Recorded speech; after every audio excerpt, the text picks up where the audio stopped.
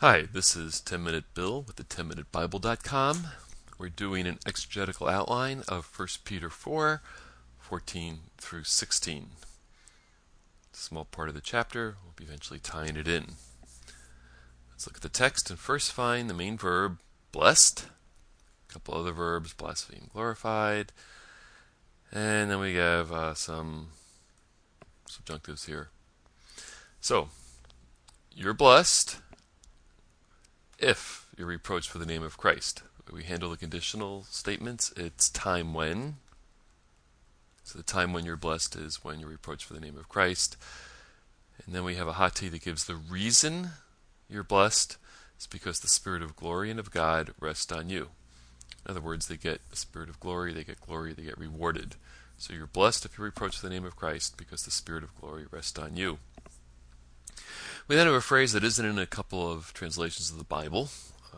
Doesn't tend to fit too well. It's in the majority text, so we like it. It's on their part, he is blasphemed. The there is probably the ones who are reproaching them. On your part, the one who is being reproached, God is glorified. So this is going to somehow link back. And frequently when there's nothing that's a connective, it could be the result. The result of this being this case is that God gets glorified. So when he gives us glory, it's seen that he has all the glory, hence he gets glorified. Then we have a really strange use of a gar. Gar is like almost all the time used to give a reason. There are about 10 times, 12 times when it's not translated some sort of reason nuance. You could try to make it fit as a reason, but it's really, he's giving instruction. So, these imperatives actually are instruction. So, I'll try it as a result. The result of this being the case, or because this is the case, up here, don't suffer because you deserve it, but basically suffer undeservedly and glorify God. So these two guys are kind of going to go together. This is saying don't suffer this way, do suffer this way. So there's a negative and a positive, and conceptually they'll fit. Okay, when you have murder, thief, evildoer, that's the manner in which you should not suffer. And you kind of expect this to be the manner in which you should suffer, and that's going to be as a Christian. And my outline will sort of reflect that, not super directly. Because he's getting to the instruction here. Don't be ashamed, but glorify God. Two verbal propositions.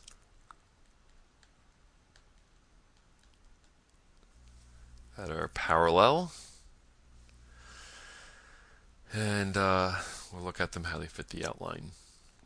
Okay, speaking of which, since this is in a context, we'll pick up the context. Previously, verses 12 and 13 had the thing which you should not consider strange as suffering for the sake of Christ.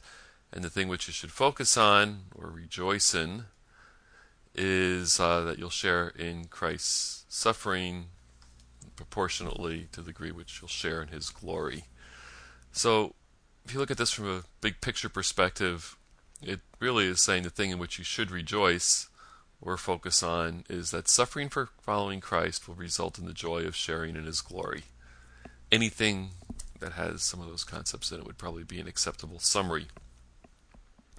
Then our phrase, beginning the first half of 14, is going to give you the reason why 12 and 13 is the case. And I'm picking up the idea of this rejoicing and sharing in his glory. And the reason believers will be overjoyed is because of what's going to happen down below. And the Spirit of glory and of God is actually going to abide and remain on you. You're going to get part of God's glory. So that's my summary. Let's look at where I got it from. Verbal proposition, believers are blessed. We saw above conditional clauses frequently. The time when you're blessed is when you're reproached for the name of Christ. In other words, you're following Christ, you're making decisions because of what Christ has said and commanded, and you're catching grief from all kinds of folks, sometimes even believers.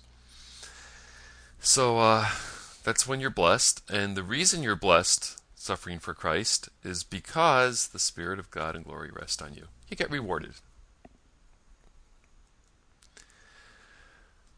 Okay, then I took this little parenthetical statement, God's blasphemed by the ungodly, glorified by the godly, two parallel verbal propositions, and it was just kind of thrown in there as a little applicational teaching bit, summary. So the result of the Spirit of God resting on persecuted believers is that God is glorified by their loyalty to Him and His reward of them. So it shows that He's worthy of being followed. He's a great God. He's trustworthy. He gets glorified that way. People see that He's great. And when He passes out His rewards, there's the other biggie of how people see His glory. Okay, then we got this whole bit of go down and pick it up, text below. Believers should not suffer. The manner in which they should not suffer is deservedly.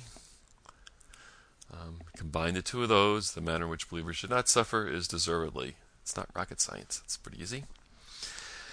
This part now gets a little tricky. I would like to have my D2 be parallel to my D1, so the manner in which believers should suffer is the subject I'm looking for. And then my complement is going to pick up, hopefully, all this stuff down here. To do that, I have two sections to deal with. Believers should not be ashamed, verbal proposition. And a little later down below, I should have a verbal proposition down here. Oh, there it is, down there. Believers should glorify God. Two parallel things. Modified by time when. Time when you should not be ashamed is when you suffer for being a Christian. So these guys, summarized to here. Time when believers should not be ashamed is when they suffer for being a Christian. Then I've got believers should glorify God. And instead of time when, they kind of give you the thing in which you should glorify God is an unmerited persecution for being a Christian. I'll show you where that comes from in the text. If anyone suffers as a Christian, don't be ashamed. But instead, let him glorify God in this matter of being this matter. Glorify God. The thing in which you should glorify God, right down here, is in this matter. What's this matter? You could pick possibly getting glory, but it actually fits the context of being persecuted as a Christian. It's a closer context. So if anyone suffers as a Christian, he shouldn't be ashamed, but instead should glorify God. Now you combine the two of these things. Go back to my other screen for that one. I'll do it here. And I've got the thing which, but they're really describing the manner in which believers should suffer. So hopefully if you reflect on that, you'll agree with me. The manner in which believers should suffer is unashamedly as a Christian who's glorifying God. Now what remains is to summarize my D points.